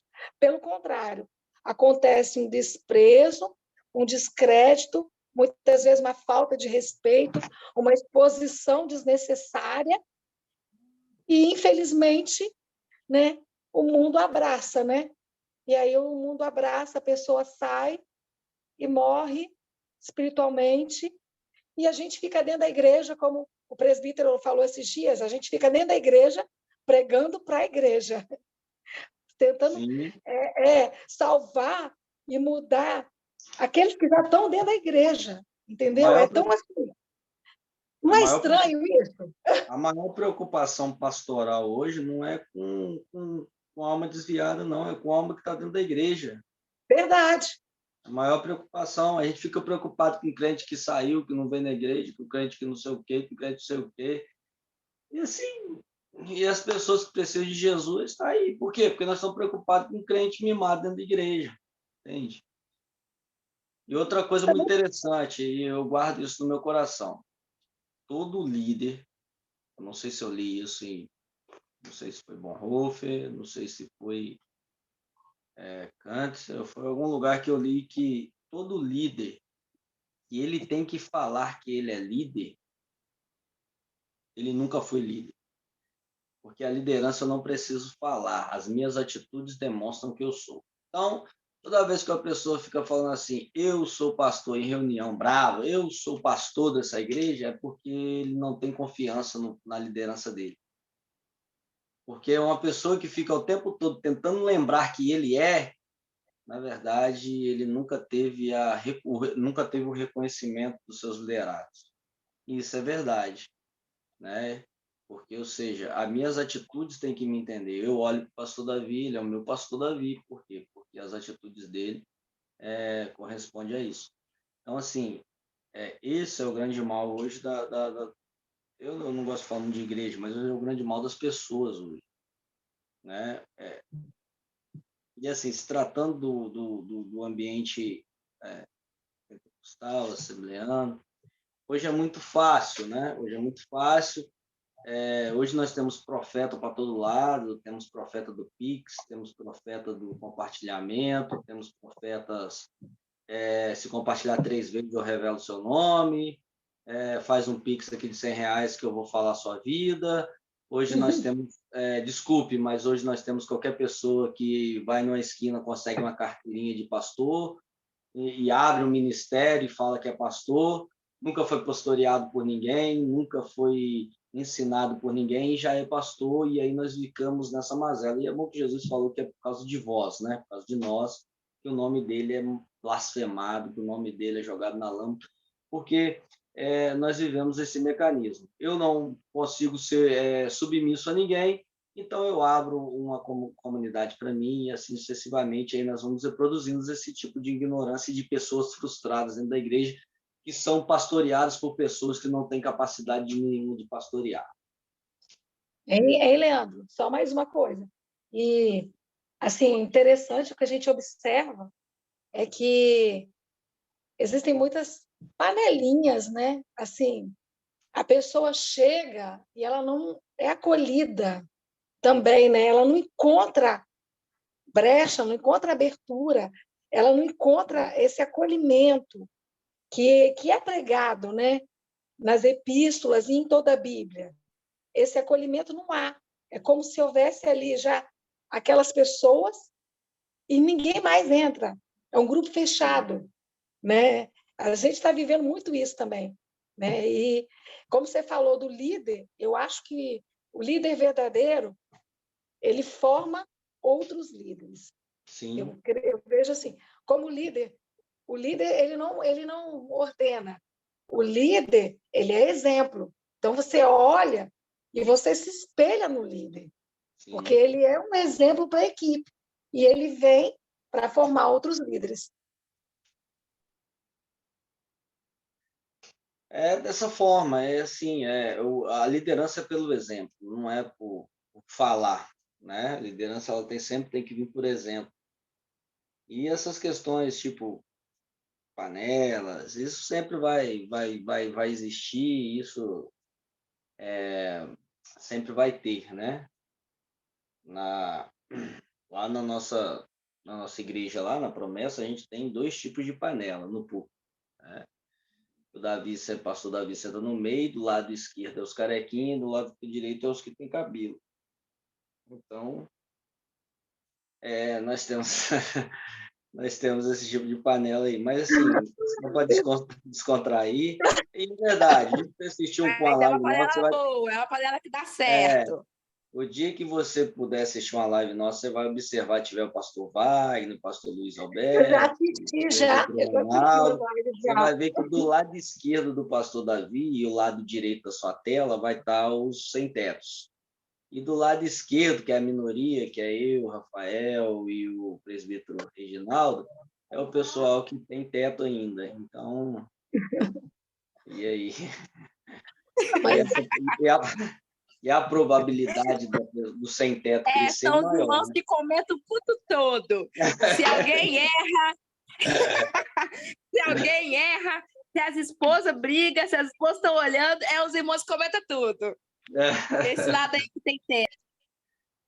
Mas assim, Luciane, isso aí assim, não era para ser normal, tá? Não era para ser normal, mas é.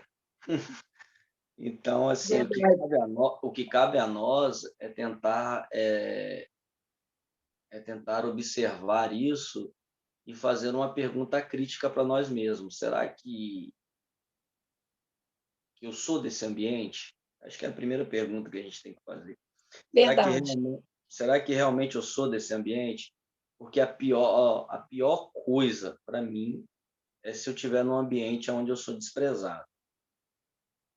E assim, isso é avassalador, principalmente num ambiente religioso, entende? Então, assim, isso para mim é muito ruim, eu não ficaria num ambiente onde as pessoas convivem comigo só por conviver, né? Então, assim, não era para ser normal, mas infelizmente essas coisas acabou ficando normal no nosso ambiente religioso, que a gente só vai conseguir tratar isso, né, sendo boca de Deus, pregar a palavra, porque a palavra de Deus ela é contra isso. E você pode ter certeza que a palavra de Deus, quando ela é pregada de forma correta, incomoda esse tipo de pessoa, né? Verdade. Entendeu? Falou tudo. É. Incomoda esse tipo de pessoa, porque se um dia você pregar isso e não gostar, você pode ter certeza que você vai ficar uns 3 a 4 meses sem pregar, É porque, verdade. porque Isso incomoda, entendeu? Então, assim, são coisas que acontecem, não eram para acontecer, mas infelizmente acontece, e o que nós temos que fazer é conseguir continuar seguindo para o alvo que é Jesus, né? Não tem o que fazer. Mas claro que também. a partir do momento que eu me incomodo, esse ambiente ele já não cabe mais para mim, e assim vai a vida. Manuel, quer falar uma coisa? Não, não, amém. Amém? Compartilho do mesmo pensamento dos irmãos. Amém. E agora o Pix, vou botar o Pix na tela aí. Ah, Não, eu acho que tanto Manu quanto eu, nós merecemos nem fazer a prova, sabe? Eu também Assim, acho. a Ô, promessa, Glória. a promessa, a promessa, a Eu promessa joguei o verde lá no Instagram, mas você não viu que não deu tempo? Eu falei, bom, vou jogar ao vivo agora, né? a promessa é o seguinte, o combinado é o seguinte, se não 10 para tirar mim, 10, 10 para Manu e fechou. a Fechamos o prova, ano com chave de ouro. a prova vai ter que ser feita para cunho comprobatório nas UTS. Mas assim, o combinado é, se tirar menos de 10, eu completo 10. Fechado, então. Amém. É, Fechado. E outra se ti- coisa, a gente merece mais um pontinho porque somos as que mais marcam a presença, tá? então, Verdade, a também. gente não falta. A gente merece mais um pontinho pela presença. E claro que na formatura, né, Manu? Uma lembrança especial por parte dos nossos professores, pastor Davi. Aê! E Evangelista A gente Leandro. participa, a gente não falta. Nunca será. Nunca Vamos jogar serão. esse Nunca beijo serão. aí, vai que cola, né? Nunca serão, nunca serão. Misericórdia. Esse professor é muito ruim, Lu. É muito ruim ele. Leandro, meu bem, lá. Mas é bom que a gente tem um professor que nos cobra. Eu gosto. É bom que verdade. nos cobra, nos motiva e faz com que a gente queira, né, aprender, né? Tanto o pastor, quanto o pastor Davi, quanto o evangelista Leandro, são para nós, né? Exemplos. E nós galgamos para que, quem sabe, um dia a gente chegue lá na pontinha. Vocês já ultrapassaram, já, hein? Mas amém. Amém. Manuel já é mestre e professor de escola bíblica dominical. Misericórdia, Senhor da glória. Aqui. Amém. A nossa última aula do ano, nós brasileira. fechamos com chave de ouro, né? Ano que vem eu vou botar vocês lerem livros. Tem que ler livros. Comprar um livro para cada um para vocês lerem, depois nós vamos fazer uma resenha, pedir uma resenha para vocês fazerem. Top. Aí sim. Você não pode ter aquele livrinho básico de 600 páginas, né, Léo? Vocês querem fazer resenha com o Max Lucato? Não. Vocês querem fazer resenha com um revistinho de Cláudio Duarte? Não. Fazer resenha com livro de devocional diário. Devocional que segunda-feira lê o Salmo 23, na quarta o Salmo 24, na quinta o Salmo 91. Não, resenha aqui. Isso é demais, gente. Aqui, ó. Fazer resenha aqui, ó. Assim, um livrinho assim. Meu Deus, para os capítulos. Entendeu? Vou fazer uma resenha assim. Não tem esse negócio de resenha de livrinho de 50 páginas lá, motivacional. Como é que é? As 7 formas de serem vencedor. Pelo amor de Deus, nós somos teólogos. Nós precisamos de coisas motivacionais. A igreja precisa ser motivada. David Leonardo. Aí vocês. Pablo Marçal. Pegou pesado, mano. Aí vocês fizeram perder minha noite. Eu acredito que vocês falaram um negócio desse, não. Motivacional. Mas tá bom, gente. Vamos orar, vamos terminar. Amém. Boa noite para todos aí. Boa noite. Rafael deu calote, Dodô também. Vamos orar para que Deus possa acordá-los a madrugada inteira. Em nome de Jesus. Mas amém. Senhor, meu Deus, meu Pai, nós te damos graça, te agradecemos, te louvamos porque tu és maravilhoso. Obrigado por esse período a qual nós estivemos aqui aprendendo, meditando, compartilhando conhecimentos e que o Senhor continue, Senhor, nos dando força para que nós possamos prosseguir, nós possamos fazer a sua obra de maneira excelente, de maneira a qual o Senhor possa se agradar dos nossos feitos. Nos ajuda a ser cristãos melhores, nos ajude a ser líderes de exemplo, nos ajude, Senhor, a poder exercer a tua obra de maneira eficaz, aonde as pessoas possam olhar para nós e possa observar que possam ter liberdade de contar, Senhor, e de falar sobre as suas tristezas, as suas angústias, e que nós possamos ser diferentes. Nós possamos ser pessoas que tenham ouvidos para ouvir a necessidade do nosso próximo. Que em nome de Jesus, o Senhor possa nos dar uma noite abençoada. Em nome de Jesus. Amém. Amém. Boa noite. Amém. Boa noite, Pai do Senhor. Boa noite, Deus abençoe. Fique com Deus. Amém. Amém. Tchau. Tchau. Tchau.